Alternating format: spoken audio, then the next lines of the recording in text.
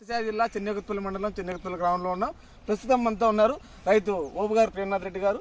ప్రేమనాథ్ రెడ్డి గారు, చెప్పండి, మీరు ప్రస్తుతం టమోటా సాగు ఎన్ని ఏళ్ళ నుంచి చేస్తున్నారు? ఎన్ని ఎకరాల్లో విస్తీర్ణంలో చేస్తున్నారు? ఎకరా 20 సెంట్లు ఉంది. ఎకరా 20 సెంట్లు చేస్తున్నారు.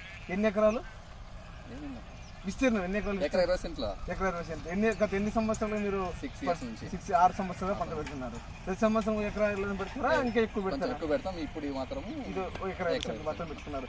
ఇది మొదటి పంటనా లేకపోతే 2 పంటల్లో పద్ధతిలో పెడుతున్నారు? ఒక పంట పెడతారు.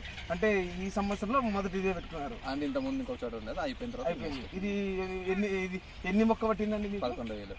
ఒకటా రెండా? 2. అంటే సాగు ఎలా చేస్తారండి? ఫస్ట్ మీరు ఎరువు తోలి సేద్యం చేస్తారా? సేద్యం చేస్తారు. సేద్యం చేసి అంటే 5 మొలకలు వేసి మళ్ళా బోధులు పేపర్ వేసి పాల్గొంటారు. ఈ పేపర్ కూలి ఖర్చు ఎంత అవుతుందండి? కట్టకు 300 తీసుకుంటారు. కట్ట 300.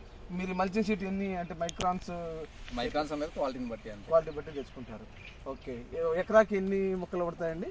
11,000 మొక్కలు. అంటే బోధకు కలిపి 2 మొక్కలు పెట్టుకుంటారు. ఓకే.